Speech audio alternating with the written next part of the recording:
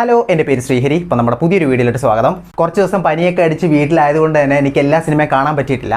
നമുക്ക് ഇടയ്ക്ക് 2 സിനിമയോളം മിസ്സായി. നിലവിൽ ഞാൻ നോക്കിയപ്പോഴേക്കും ആ സിനിമകളൊന്നും തിയേറ്ററിൽ ഉണ്ടായിരുന്നില്ല. പിന്നീട് നമുക്ക് ലേറ്റസ്റ്റ് ആയിട്ട് റിലീസ് ചെയ്തിട്ടുള്ള 2 സിനിമകൾ പനിക്ക് ശേഷം ഞാൻ പോയി കണ്ടു. അതിൽ ഫസ്റ്റ് സിനിമ എന്താണെന്നുള്ളത് നിങ്ങൾ തമ്മിൽ കണ്ടിട്ടുണ്ടാകും. ഗോളം എന്നാണ് സിനിമയുടെ പേര്. സംജാദാണ് മൂവി ഡയറക്റ്റ് ചെയ്തിരിക്കുന്നത്. സിനിമയെ പറ്റി പറയാനാണെങ്കിൽ ഒരു സാധാരണ ഒരു ത്രില്ലർ പ്രതീക്ഷിച്ച് പോയി എനിക്ക് ഒരു എക്സ്ട്രാ എനർജി അല്ലെങ്കിൽ എക്സ്ട്രാ അനുഭവം തന്നൊരു മൂവിയായിട്ടാണ് എനിക്ക് ഗോളം ഫീൽ ചെയ്തത്. നിങ്ങൾക്കറിയായിരിക്കും, സിനിമ റിലീസായിട്ട് 2-3 ദിവസത്തോളമായി. നമ്മൾ ലേറ്റ് ആയിട്ടാണ് സിനിമ കണ്ടത്. പല റിവ്യൂവേഴ്സ് സിനിമയെ പറ്റി പറഞ്ഞിട്ടുണ്ടായിരുന്നു. സിനിമയിൽ എന്നെ ഏറ്റവും കൂടുതൽ ആകർഷിച്ച ഒരു ഘടകം അതൊരു ത്രില്ലർ മൂവി, എസ്പെഷ്യലി ഒരു ക്രൈമിനെ ബേസ് ചെയ്ത് നടക്കുന്ന ത്രില്ലർ സ്വഭാവമുള്ള ഒരു മൂവി. എനിക്ക് എന്തൊക്കെയോ ഒരു പുതിയൊരു അനുഭവം അല്ലെങ്കിൽ ഒരു പുതിയൊരു സംഭവം കേട്ടൊരു ഫീലിലായിട്ടാണ് ഞാൻ ഇരിക്കുന്നത്.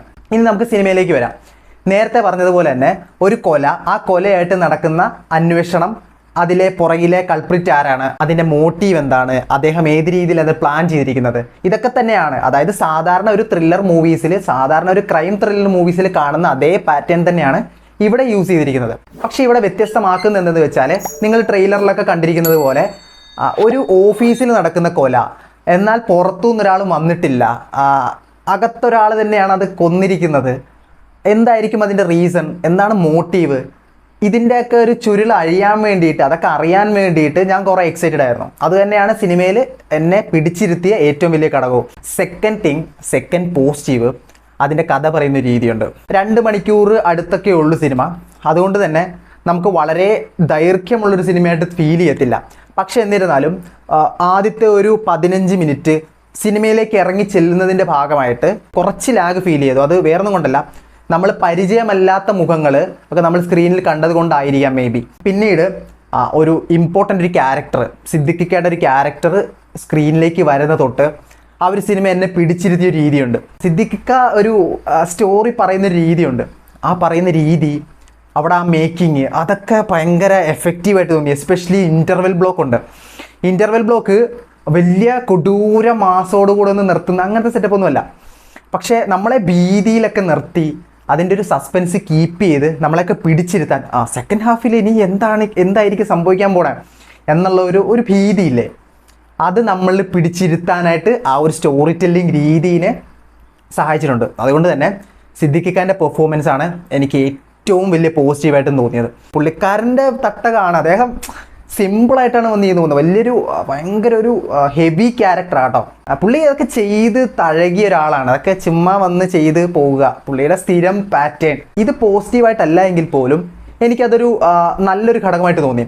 സിനിമയിൽ IT കമ്പനിയിൽ അവിടെ വർക്ക് ചെയ്യുന്ന ഒരു 10-15ഓളം ആൾക്കാരെ കാണിക്കുന്നുണ്ട്. അവർക്ക് നല്ല ഇമ്പോർട്ടൻസ് ഉള്ളത് കൊണ്ട് തന്നെ അതെങ്ങനെയാകും, അല്ലെങ്കിൽ അത് സിനിമയ്ക്കൊത്തു വരുമോ, പുതുമുഖങ്ങളല്ലേ, അല്ലെങ്കിൽ അവർക്കത് ചെയ്യാൻ പറ്റുമോ എന്നുള്ളൊരു ഡൗട്ട് എനിക്കുണ്ടായിരുന്നു. പക്ഷേ സിനിമ സ്റ്റോറിയിലോട്ട് മുന്നോട്ട് പോയിക്കൊണ്ടിരിക്കുമ്പോഴും അവർ നല്ല വൃത്തിയായിട്ട് ചെയ്തിട്ടുണ്ട്.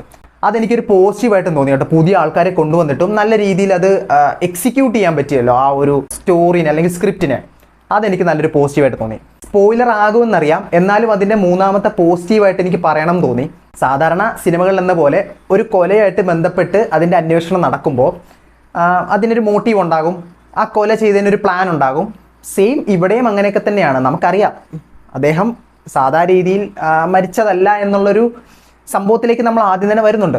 പക്ഷെ അതെങ്ങനെ ചെയ്തു, അത് അവരെങ്ങനെ കൊണ്ടുവന്നു, അത് എല്ലാം കൂടെ കറങ്ങി വന്ന് ഒരു നട്ട്ഷെല്ലിൽ കൊണ്ടുവരുന്നൊരു രീതിയുണ്ട്. ആ രീതി എനിക്ക് ഭയങ്കര പോസിറ്റീവായിട്ട് തോന്നി. ഇത്തരത്തിലുള്ള സിനിമകൾ കാണുന്നൊരു വ്യക്തിക്ക് അതൊരു പുതിയ അനുഭവമായിട്ട് തോന്നും. അത് തന്നെയാണ് സിനിമയെ പിടിച്ചു നിർത്തുന്നത് കേട്ടോ. പിന്നെ പോലീസ് ക്യാരക്ടറായിട്ട് വന്ന രഞ്ജിത്ത് സജീവ്, അദ്ദേഹം അത്യാവശ്യം നല്ലൊരു പെർഫോമൻസ് കാഴ്ചവെച്ചിട്ടുണ്ട്. പക്ഷേ ഡയലോഗ് ഡെലിവറിയിൽ അദ്ദേഹം ഒരു IPS ഉദ്യോഗസ്ഥനാണല്ലോ, കുറച്ചും കൂടെ ആ ഡയലോഗ് ഡെലിവറിയിൽ ശ്രദ്ധിക്കാമായിരുന്നു എനിക്ക് ഫീൽ ചെയ്തു. പിന്നീട് പല മെയിൻ ക്യാരക്ടേഴ്സായിട്ട് വന്നിട്ടുള്ളവർ, ദിലീഷ് പോത്തനാണെങ്കിലും സണ്ണി വെയിൻ ഒരു മെയിൻ ക്യാരക്ടർ ചെയ്യുന്നുണ്ട്.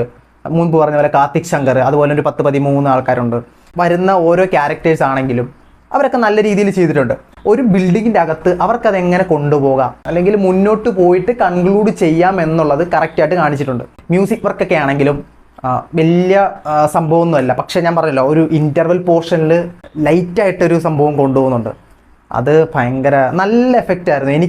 ഞാൻ ഒരു നിമിഷത്തേക്കെങ്കിൽ ആ ഒരു നിമിഷത്തേക്ക് ഞാൻ കുറച്ച് സ്റ്റണ്ണിങ് ആയിപ്പോയി, അല്ലെങ്കിൽ അത് കൊള്ളാമല്ലോ സംഭവം എന്നുള്ളൊരു രീതിയിലായി.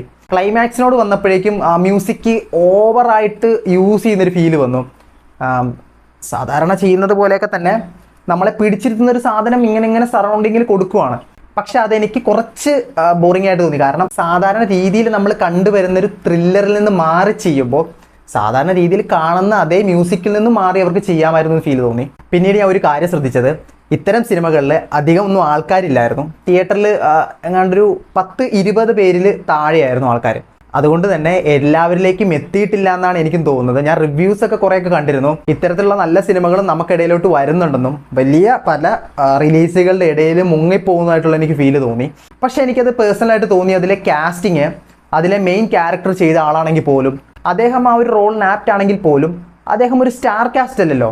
അതുകൊണ്ട് തന്നെ ആൾക്കാർ അത് തിയേറ്ററിൽ പോയി കാണാനായിട്ട് കുറച്ച് മടി കാണിക്കും. അത്തരത്തിലായിട്ടാണ് എനിക്ക് ഫീൽ ചെയ്തത്. അതൊരു സ്റ്റാർ കാസ്റ്റിൽ വന്നിരുന്നെങ്കിൽ കുറച്ചും കൂടെ ആൾക്കാർ കണ്ട് കുറച്ചും കൂടെ നല്ല അഭിപ്രായം പുറത്ത് വന്നേനെ.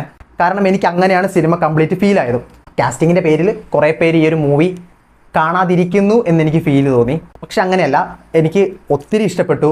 ഞാൻ എക്സ്പെക്റ്റ് ചെയ്തതിനേക്കാളും ഡിഫറൻ്റ് ഒരു അപ്രോച്ചിൽ അവർ ആ ഒരു സിനിമ കൊണ്ടേ കൺക്ലൂഡ് ചെയ്തു എന്ന് എനിക്ക് 100% സാറ്റിസ്ഫാക്ഷനോട് കൂടെ തന്നെ പറയാൻ പറ്റും. ഇതൊരു വളരെ ചെറിയ റിവ്യൂ ആയിരിക്കും. കാരണം ഓൾറെഡി ഇതിൻ്റെ റിവ്യൂവും അതുപോലെ അഭിപ്രായങ്ങളും എല്ലാം നിലവിൽ വന്നു കഴിഞ്ഞു. സിനിമ റിലീസായിട്ട് ഏകദേശം 2-3 ദിവസത്തോളം ആയി. നമ്മൾ കുറച്ച് ഡിലേ ആയിട്ടാണ് സിനിമയുടെ റിവ്യൂ ഇറക്കുന്നതും. അതുകൊണ്ട് തന്നെ മെയിൻ കുറച്ച് കാര്യങ്ങളൊക്കെ പറയാൻ സാധിച്ചു എന്ന് ഞാൻ വിശ്വസിക്കുന്നു. സിനിമ നിങ്ങൾ കണ്ടവരാണെങ്കിൽ നിങ്ങൾ കണ്ടതിന് ശേഷം ഞാനിതിൽ മെൻഷൻ ചെയ്യാതെ പോയ കാര്യങ്ങളോ അല്ലെങ്കിൽ മറ്റെന്തെങ്കിലും കാര്യങ്ങളുണ്ടെങ്കിൽ അത് കമൻറ്റ് സെക്ഷനിൽ ഒന്ന് പറയണേ. മൂവി നിങ്ങൾ കണ്ടവരാണെങ്കിൽ നിങ്ങൾക്ക് ഇഷ്ടപ്പെട്ടോ ഇല്ലയോ എന്നും റിവ്യൂ എങ്ങനെയുണ്ടെന്നും നിങ്ങൾ ജസ്റ്റ് കമൻറ്റ് സെക്ഷനിൽ പറയുക. അപ്പോൾ ഈ വീഡിയോ ഇഷ്ടപ്പെട്ടെങ്കിൽ ലൈക്ക് ചെയ്യുക, ഷെയർ ചെയ്യുക, സബ്സ്ക്രൈബ് ചെയ്യുക. നമുക്ക് അടുത്തൊരു റിവ്യൂ ആയിട്ട് ഉടനെ തന്നെ കാണാം. ബൈ.